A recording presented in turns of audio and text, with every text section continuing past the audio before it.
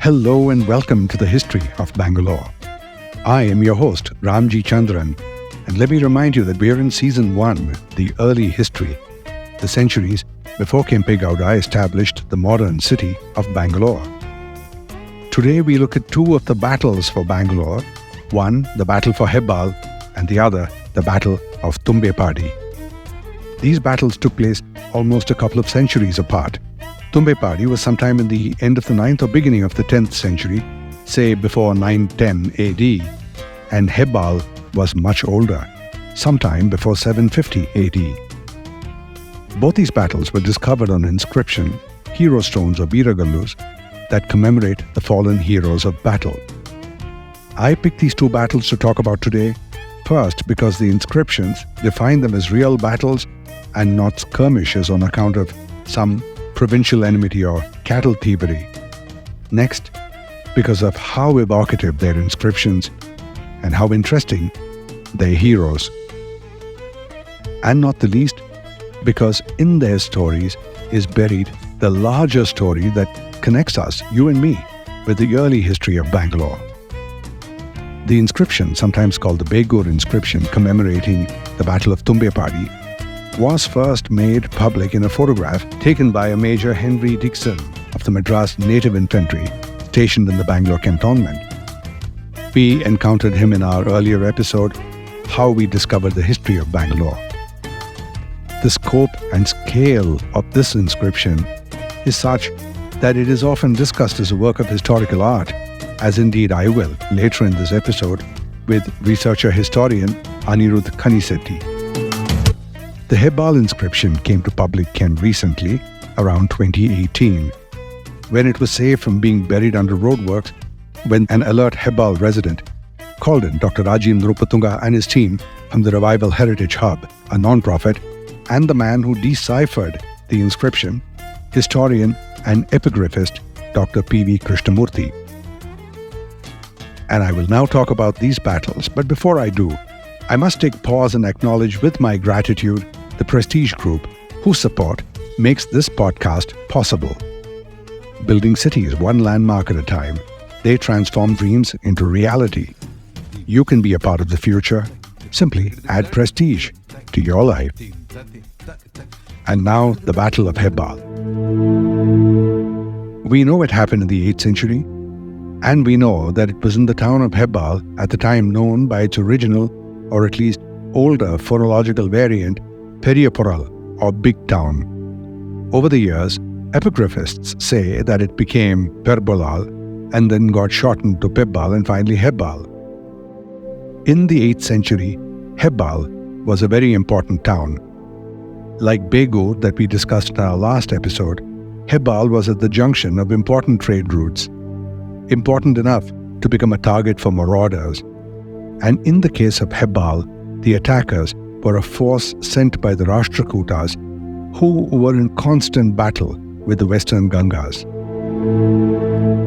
In Hebbal, Rastrakuta forces set upon the town with a mission, Ur Alivu, which translates to wipe the town from the face of the earth. It was common practice for armies to plunder the lands they attacked, steal the cattle, the major asset of the day, pillage the women, and cause as much destruction as they could in their wake. Uru Alivu in this case might have been the mission given the enmity between the Rashtrakutas and the Gangas, and therefore the desire of the Rashtrakutas to cause damage and loss to the Gangas when and where they could. One day, the Rashtrakutas attacked Hebbal, and it caused the death of a man fighting to defend his town, a man called Kittaya. We don't know very much about the scope and scale of this battle, and the only source of its history is the sculpted image in a few lines carved upon the hero stone. But we can tell that the Rashtrakutas were not entirely successful in their mission, as Hebbal still exists today and thrives, and someone lived to tell the tale and carved it upon a stone. And here's what the stone says. When Sri Purusha Maharaja was ruling the earth, Nagattara was administering Perambulal Nadu. Kittaya, the brother-in-law of Arakomara of Kodandale clan, attained Indraloka in an Uralibu battle during a Rattavadi attack. The stone was installed by Pergundi and his brother Kirugundi. This stone must be considered as history and not local news such as the cattle raid for all the reasons implicit on the stone. First, the art on the stone shows a warrior depicted in a pose with the sword raised to strike. This is probably Kittaya, and the other figure is an attacker on a horse. The horse is an indication that there was cavalry involved in this attack and therefore not a cattle raid. Cavalry and horses were the preserve of organized armies and not generally available for the convenience of cattle thieves. Next, let's break down the text. The mention of Sri Purusha dates the stone. Sri Purusha was a Ganga king who ruled between 726 and 788 AD. The stone mentions the local chieftain of Perambulal Nadu, Nagattara, and then mentions the hero Kittaya and his relationship to some known people in the area. It says, Kittaya attained Indraloka, which means he died honorably in the Uralibu during the Rattavadi attack. Rattavadi is a reference to the Rastrakutas. This much of history in the brevity of a mere 25 words in the old Kannada script and one image. The Revival Heritage Hub team of historian Rajiv Nrupatunga rescued the stone, and today it sits on the site in Hebbal in a mantapa built in the style and method used by the Gangas in the 8th century. The question is, why is this significant to our history? And the answer lies in the politics and commercial landscape of the day. Let me paint you a picture. While most villages in medieval times in the region would have been predictably pastoral, with really nothing much happening, Hebbal was different because it was a trade junction and, like most such towns on the trade routes, must have been hopping. People from all over India, even from different parts of West Asia and Europe, would have made pit stops in junctions like Hebbal and Begur because the region around Bangalore is situated on the overland route between the east and the west coasts of the south. Even in the centuries before the medieval period, going as far back as the 1st century AD even, this overland route was popular. We know this by the 1st century AD Roman coins that we unearthed in Bangalore years later. In its time, there was great trade, and Roman ships carrying gold arrived in the Kerala port of Muziris and left, departing with treasures such as spices and silks. But the crews on these ships could not simply leave as soon as their work was done. They needed to stay for months until they could catch a favorable trade wind to get them a safe passage back home. Many stayed for years. And in the wake of the ships and the commerce came merchants and manufacturers and tradesmen and lawyers and accountants, many of whom lived and worked and indeed married in India and would travel on work to important centers in the south like Arikamedu in Tamil Nadu, for example. While we will go deeper into all of that in a future episode, it is easy to imagine junctions like Hebbal bustling with a diverse mix of multi-ethnic people, merchants, scholars, pilgrims, philosophers. And because of all this trade and commerce, the kingdoms of the south became tremendously powerful. Large empires included the Chalukyas, the Rastrakutas, the Cholas, the Hoysalas, Vijayanagar, to name some of the majors.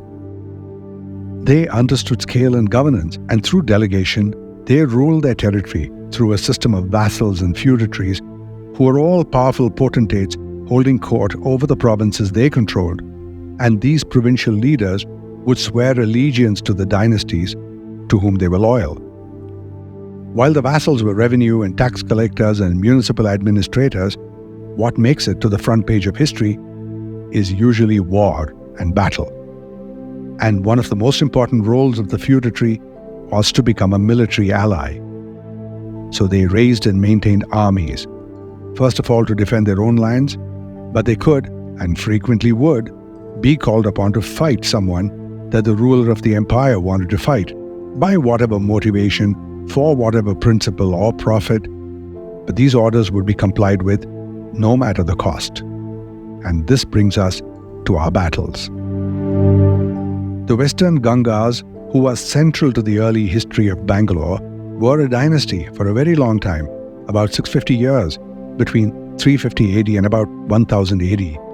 Their territory was called the Gangavadi.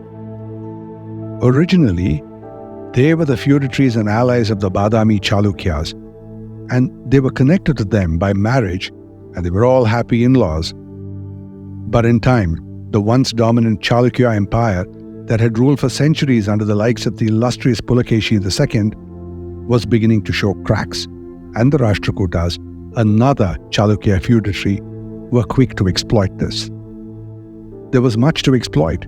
There was internal strife in the Chalukya camp, and Danti Durga, the leader of the Rastrakutas, convinced several of the Chalukya feudatories to abandon their alliance and accept him as their new overlord. By 753 AD, under the reign of Kirtivarman II, the Chalukya Empire fell to the Rastrakutas, and the Rastrakuta was now the new empire. But with the Chalukyas out of the picture, who would control Gangavadi? None of this sat well with the Gangas and their current leader, Sri Purusha. They had considered the Chalukyas as family and refused to accept the Rastrakutas as their overlords. And this resulted in a standoff that lasted over a century.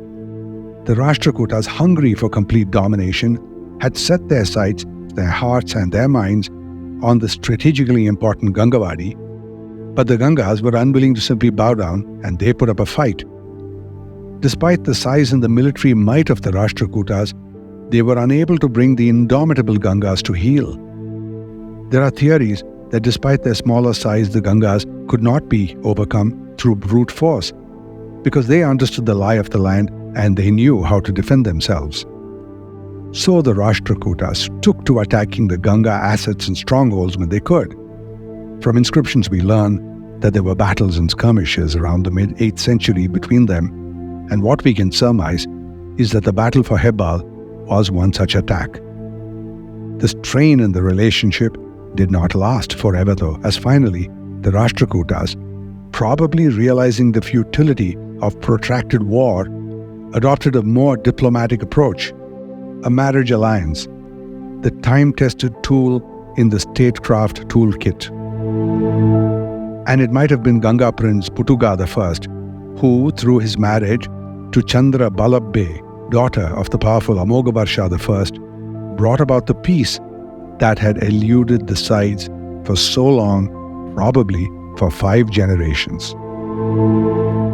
By accepting the Rashtrakuta overlordship, the Gangas secured a powerful ally, and by dint of their new relationship, were able to maintain their autonomy in their internal affairs, and the memory of that fateful attack on Hebbal was forgotten in friendship and consigned to an inscription stone that came to public knowledge 1,200 years after our hero Kittaya fell in the Battle of Hebbal. And now for the Battle of Tumbepadi. As a feudatory of the Gangas, the Begur chieftain Nagattara received an order from his overlord, the king of the Gangas, Erenga Nitimarga II, or Ereyappa. We have heard of Nagattara in several episodes before, and this might be his last appearance on our show before we move on. The message that the faithful Nagattara received was clear: gather your armies and go to Tumbepadi to help Ayyappa Deva fight the king Veera Mahendra. Tumbepadi is the place presently known as Tumbadi. Tumbadi is northeast of Tumkur and is a little over 100 kilometers from Begur, where Nagattara was based. A person walking non-stop in the present day would walk about 24 hours to make the distance. Back then, with Nagattara taking an entire army to battle, with horses and weapons and supplies, the journey would have taken much longer, several days probably. This march to Tumbepadi would be Nagattara's last. He died in the battle, trampled under the feet of an elephant. In Tumbepadi is a beautiful and large lake. The sunsets on the lake are the subject of many photographs today. The lake is called Tumbadi Tank, but a little hamlet close by is called Chikkasagara, or Small Sea, and this might have something to do with the real name of it. The scenic beauty of Tumbepadi belies the horror of the day of that particular battle, for this was no ordinary battle. As one can learn from the sculpting on the inscription commemorating the Battle of Tumbepadi, this was a battle fought with elephants and horses, and with archers, swordsmen, lancers, and cavalry. One can see a man with the medieval Indian equivalent of a bugle, a feature only of major battles. And the scene of the battle itself is bloody and violent. Soldiers lie killed and scattered around the battlefield. On one side, a soldier examines a head that he has just severed. In another place, a demon spirit, you can tell by his tongue sticking out in an attempt to look fearsome and ugly, is standing upon fallen foot soldiers to harvest their souls, presumably. The elephant on which Veera Mahendra rides has an upside-down Ganga soldier in its trunk, but the poor elephant has 7 arrows embedded in its forehead. Its sides are cut and bleeding, and its tusks are bloody, indicating that it gored people. It is under an elephant, maybe this one, that Nagattara met his end. And a panel on top of the stone depicts a garlanded Nagattara in heaven being fanned and tended to by young naked maidens as his reward for his bravery and sacrifice. The artist or sculptor who worked on this hero stone was clearly moved by the events of the Battle of Tumbepadi, moved enough to create what has come to be known as one of the greatest inscriptions in India.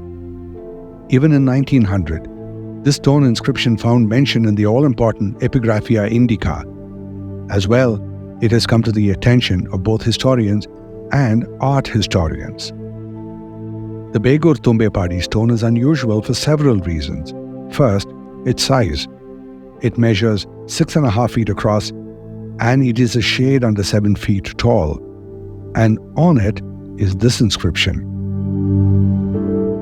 "Be it well, when a spotless moon in the sky, the Ganga Kula praised in all the world, the self-chosen lord of the Lakshmi of sovereignty of the earth, decorated at her waist with a zone of the wide circle of the waters of the ocean, his greatness adorned with the ornament of these and a host of countless virtues, Srimad Ereyappa, having made all his enemies powerless, was ruling the Gangavadi 96,000 under the shadow of one umbrella.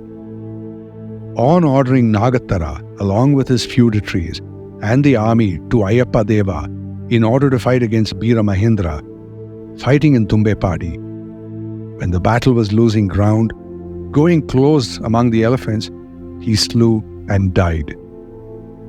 Hearing that, Ereyappa was pleased, and binding the Nagattara crown on Iruga, gave him the Bempur 12, secured by a sasana as a kalnad. Those are as follows: Bempuru, Tovaguru, Puvina Pulimangala, Nalluru, Kormagundu, Iggaluru, Ganajvagilu, Saramu, Elkunde, Paravuru, and Kudal. Thus, much with the fields and boundaries did Ereyappa give for the beautiful Nagattara, great good fortune. Of these 12 villages that were gifted to Nagattara's son, Iruga, in gratitude by the Ganga King Ereyappa, we were able to identify some of them. Bempur is Begur. Iggalur still exists by the same name, south of Begur. Puvina Pulimangala is probably the modern-day Hulimangala.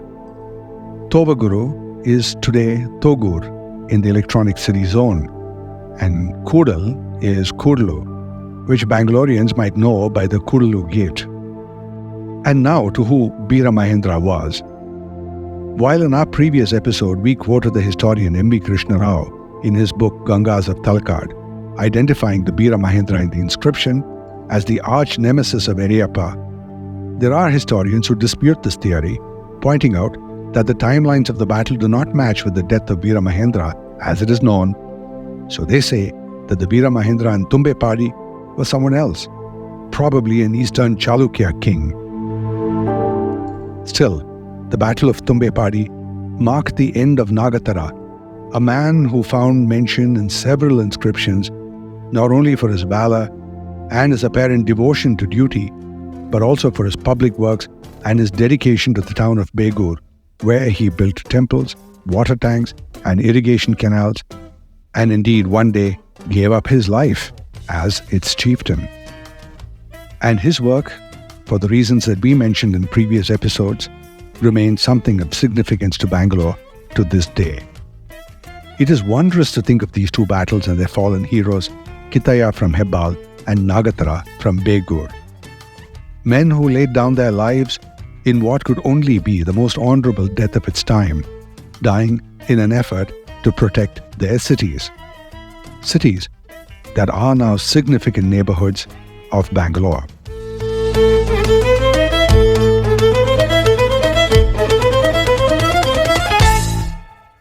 And now joining me are three historians, Dr. Ramjee Chandran, who helped save the Hebbal stone, Dr. P.V. Krishnamurthy, who deciphered it, and Anirudh Khanisetti, with whom I will discuss the art of the Begur stone, right after this.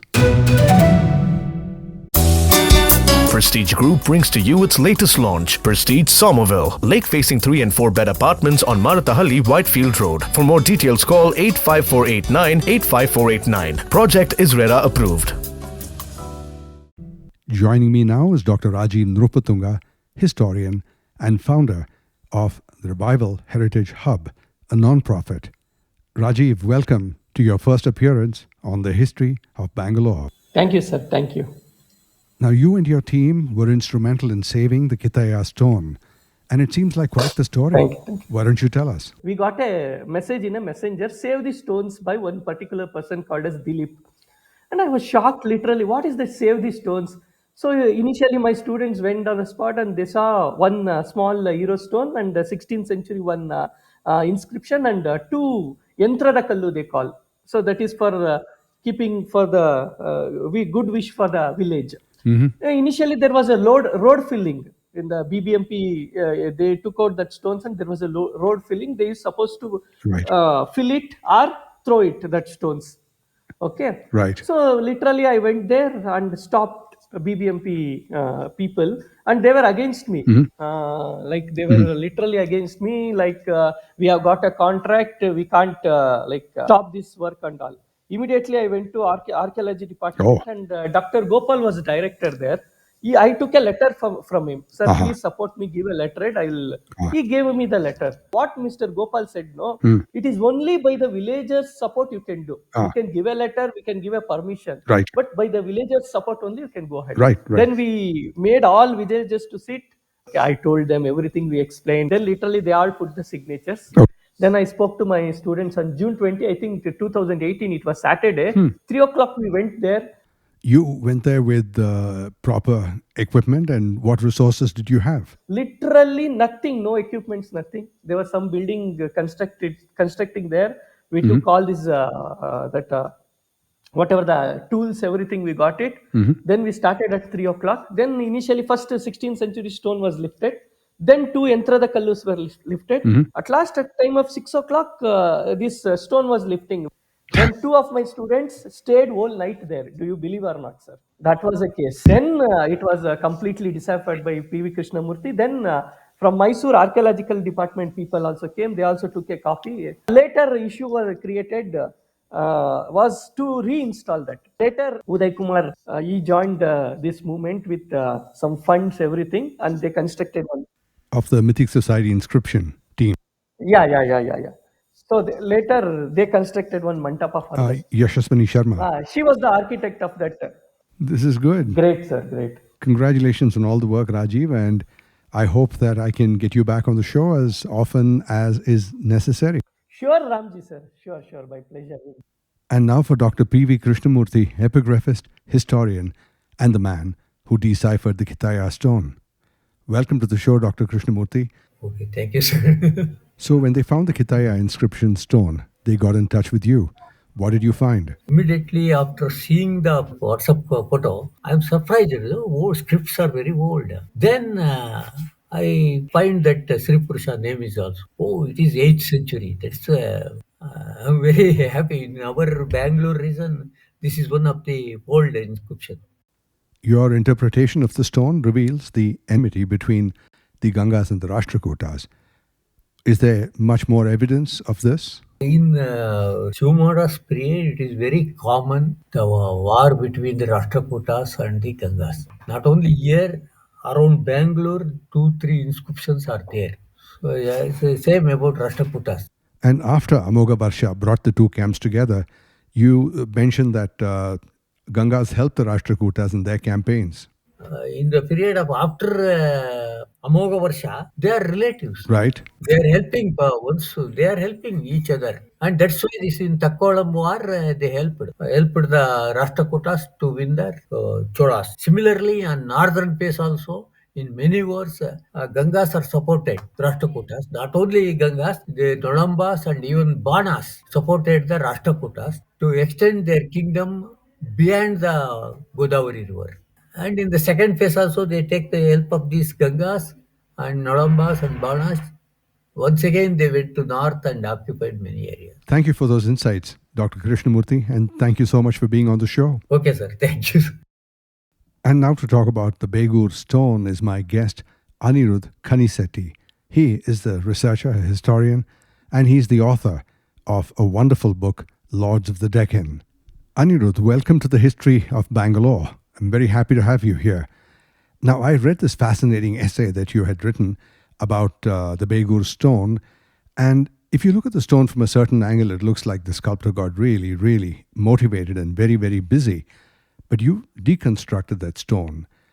Would you do that for us right now? Thanks, Ramjee. So, there's a couple of things that are evident once you take a look at the stone. It does seem like there's a lot going on, but there's also very clearly two registers. There's an upper register where there's a bunch of text surrounding an individual wearing this gorgeous, what seems to be a feathered headdress.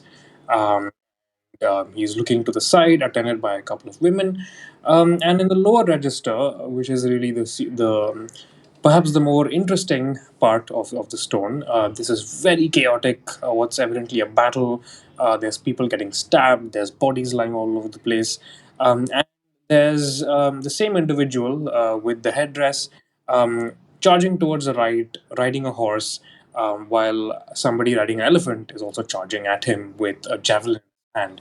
The Begur Hero Stone considers warfare to be the utmost attainment. And that's very clearly what's depicted in the upper register, where this hero, apparently having died in battle, is now being attended by apsaras. We from a large body of medieval literature that it was generally believed that young men, or just men in general, who died in battle would be carried up to heaven and attended by buxom women, something that seems to have been an eternal motivation for young warriors across the world. Never heard of that. And something that is still believed. I find the hero stone, it's an indication of the martial culture of this particular region of southern Karnataka. It tells us something interesting about what was going on politically at the time. Speaking of which, Krishna Rao says that Bira Mahendra was Nolamba. Which way do you go? Nolamba or not? I think the one that I lean towards is that it may have been a king of Vengi, which was a prosperous little coastal kingdom. And the reason why I think it might be a king of Vengi was because at the time, the Ganga kingdom was embroiled in conflict with both the Rashtrakutas and the Chalukyas of Vengi. And I think one of a title of one of the Vengi kings, if I'm not wrong, it is probably Vijayaditya III, was Veera Mahendra. Again, we're not entirely sure if it's the same person, because Veera Mahendra just means, the great valiant lord, practically anybody. But all these factors put together, I think, incline us towards thinking it was the king of Vengi. I guess we'll never know. Thanks for being here, Anirudh. Let's get you back on the show. This is typical of what historians have to face when all they have for evidence is inscription stones recorded centuries ago, the interpretations of which could lead two historians in reasonably different directions. And coming up in our next episode, a fascinating dive into the discovery of 1st century Roman coins that we found in Bangalore. and what that meant to how much we understand of the history of the day. This has been so much fun. I am Ramjee Chandran, and this is the History of Bangalore.